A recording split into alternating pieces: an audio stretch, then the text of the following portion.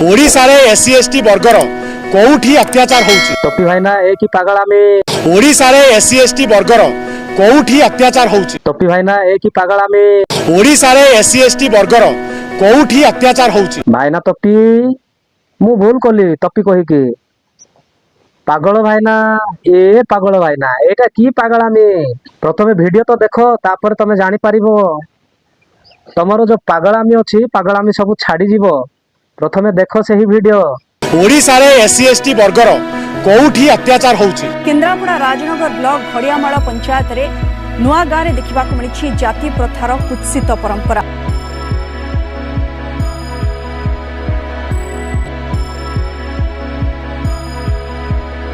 नमस्कार praise the Lord मु आकाश नायक आपण माने देखुछंती एएन ओडिया यूट्यूब चैनल। दर्शक बंधु ए वीडियो को बहु मात्रा रे शेयर करंतु जेपरि सही पागल टोपी पाख को पहुंची पारिबो। तो वर्तमान सही पागल टोपी एही वीडियो देखिला कि नाही जदि देखिबो तबे निहाती से जानि पारिबो। तो मु कहिबा कथा हला जे ये कहू अछि जे ओडिसा रे केबे भी जाति भेद हेबार देखि अछ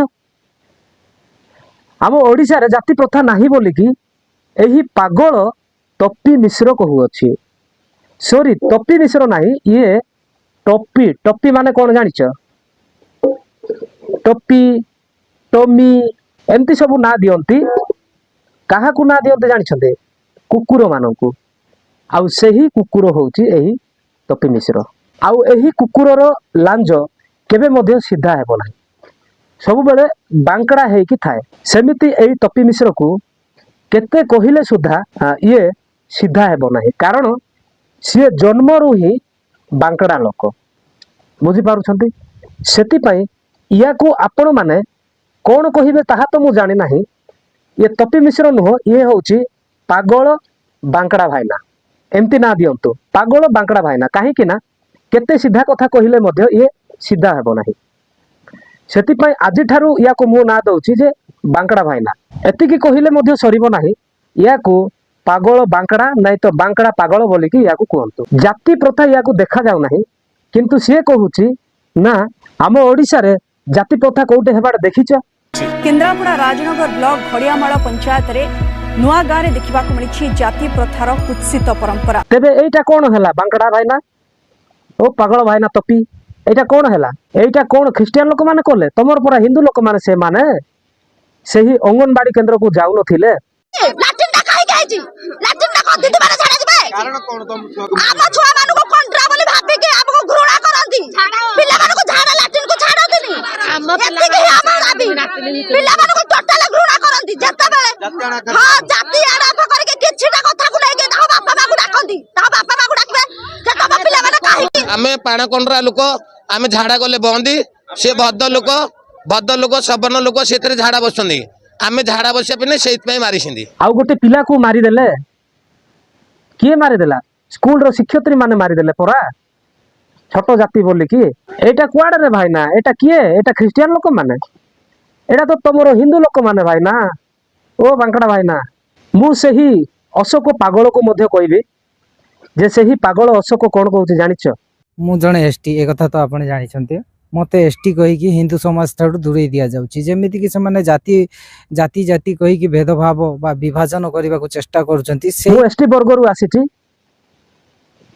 आउ से माने हमर हिंदू लोक मान को एमती एमती कहउछंती बोली कि अरे हिंदू लोक मान को ठारे तो सेटा अछि भाई मु प्रत्येक हिंदू को कहू नाही एमिति पागल बांकड़ा लोक माने जेमती मनोभाव रखि नाते टोपी मिश्र नाली गामुछा आउरी से पागल अशोक एमती लोक मानकर मनोभाव जेमती सेमती क्या हिंदू लोक मान को मु कहूची एबे जो सही पिला को जो मारी देले दलित लोक को मारी देले एबे जो सही अंगनबाड़ी केंद्र को पिला मान को पठाउ नथिले किए पठाउ नथिला ना एही हिंदू लोक माने आमे होचु उच्च जातिर सेति पई नीच जातिर अंगनबाड़ी पाख को आमे पठाइबा नाही बोली कि एही मूर्खामी हिंदू माने पठाउथिले सही गाँव जितकी बसवास करूनाते भाई प्रत्येक को कहू ना जी भी एमती मनोभाव रखीच से माने होउछंती एक नंबर मूर्ख मूर्ख माने ही मूर्खर परिचय दियंती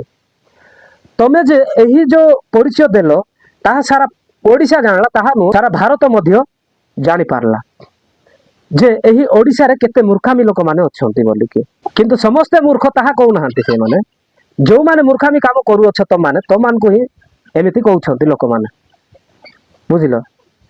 ଏବେ କାହିଁ ଆମକୁ ଜଣେ ମୂର୍ଖ ବୋଲି କହୁ ତ ଦେଖିବା, କାହିଁକି ନା ଆମର ସେହି ମୂର୍ଖାମୀ ଆଉ ତମ ପରି ପାଗାଳାମୀ ବିଷୟ ଯାକ ଆମ ଠାରେ ନାହିଁ। ହଁ, ମୁଁ ଗୋଟେ ବିଷୟ ତ କହିବି, ଯେତେବେଳେ ଲୋକମାନେ ହିନ୍ଦୁରୁ ଖ୍ରୀଷ୍ଟିଆନ ହୁଅନ୍ତି ସେହି ସମୟରେ ତମେ ଗୋଟେ କଥା କଣ କହିଥାଉ ଜାଣିଛ?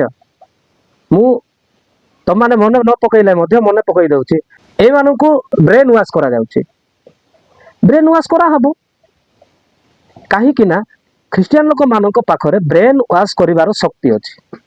ଯେମିତି ଗୋଟେ ମୋବାଇଲ ହ୍ୟାଙ୍ଗ ହେଲେ ତାକୁ ରେଷ୍ଟୋର ମାରିବାକୁ ପଡେ, ସେମିତି ହିନ୍ଦୁ ଲୋକମାନଙ୍କର ମାଇଣ୍ଡ ହ୍ୟାଙ୍ଗ ହେଇକି ଅଛି ଆଉ ତାକୁ ରେଷ୍ଟୋର ମରା ହଉଛି, ବୁଝିଲ। ଆଉ ବ୍ରେନ୍ ୱାଶ କଥା ଯୋଉ କହୁନ ସେଇଟା ଠିକ କହୁଛ। ଆଜିକା ଡେଟରେ ତମେ ମାନେ ଯୋଉ ଭୀମୁଆ ବନୁଛ ନା, ଆଗାମୀ ଦିନରେ ତମେ ମାନେ କନଭର୍ଟେଡ ହେଇକି କଣ୍ଟା ପିଟା ବନିବ। ଆଉ ଗୋଟେ ବିଷୟ କହିବି, ମୁଁ ଯୀଶୁଙ୍କୁ ଯେତେବେଳେ ତମେ କଣ୍ଟା ପିଟା ଭଗବାନ, କଣ୍ଟା ପିଟା ପ୍ରଭୁ ବୋଲି ଯେତେବେଳେ କହୁଛ, ହଁ ସେ କଣ୍ଟା ପିଟା ପ୍ରଭୁ, ତାଙ୍କୁ କଣ୍ଟା ମରା ହେଲା ଯୋଗୁଁ ସେ ମରିଗଲେ, ସେଟା ଠିକ କହିଲ, ସେଟା ବି ଠିକ ବିଷୟ। ତମେ ବାଇବେଲକୁ ଯୋଉ ପ୍ରଚାର କରୁଛ ସେଟା ମତେ ବହୁତ ଭଲ ଲାଗୁଛି, କିନ୍ତୁ ଗୋଟିଏ ବିଷୟ କହିବି, ସେ ଯେ ମରିକି ଯୋଉ ରହିଲେ ସେମିତି ନାହିଁ। ତମେ ହିନ୍ଦୁ ଲୋକମାନେ ଆମର ଦେବତାକୁ କହୁଛ, ସେଥିପାଇଁ ମୁଁ ଗୋଟେ ୱାର୍ଡଟି ଏହି ଭିଡିଓରେ ୟୁଜ କରୁଅଛି। ତାହା ହେଉଛି କଣ ଜାଣିଛ? ଯେତିକି ଲୋକ ବି ତମର ଭଗବାନ ମାନେ ମରିଗଲେ କିଏ ବି ଉଠି ନାହାନ୍ତି। ଇତିହାସରେ ଏଟା ପ୍ରସିଦ୍ଧ। ଆମର ଦେବତା ଯିଏକି ଯୀଶୁ ଖ୍ରୀଷ୍ଟ ଯେତେବେଳେ ସେହି 3ଟି କଣ୍ଟାରେ ମରିଗଲେ, 3 ଦିନ ପରେ ସିଏ ପୁନର୍ବାର ଜୀବିତ ହେଉଛନ୍ତି। ଏ ବିଷୟ କାହିଁ ପ୍ରଚାର କରୁନ ତ? ଏଟା ତ ଇତିହାସରେ ଲେଖା ଅଛି। ତମେ ସର୍ଚ୍ଚ କରିକି ଦେଖ, ଗୁଗୁଲରେ ସର୍ଚ୍ଚ କର ଯେ ଯୀଶୁ ଖ୍ରୀଷ୍ଟ ମରିକି ଆଉ ଥରେ ପୁନର୍ବାର ଜୀବିତ ହୋଇଛନ୍ତି। ଏଥିପାଇଁ କୁହାଯାଉଛି ଯୀଶୁ ଖ୍ରୀଷ୍ଟଙ୍କୁ ଦେବମାନଙ୍କର ଦେବ। ତମେ ଯୋଉ କହୁନ କି ଦେବମାନଙ୍କର ମହାଦେବ ହେଉଛନ୍ତି ଶିବ, ସେ ତ ମରଲେ ଉଠିଲେ ବି ନାହିଁ, କିନ୍ତୁ ଯୀଶୁ ଖ୍ରୀଷ୍ଟ କଣ? ଦେବମାନଙ୍କର ମହାଦେବ ହେଉଛନ୍ତି ଯୀଶୁ ଖ୍ରୀଷ୍ଟ। ସେଥିପାଇଁ ମୃତ୍ୟୁକୁ ହରେଇକି ସେ ବିଜୟ ହେଲେ।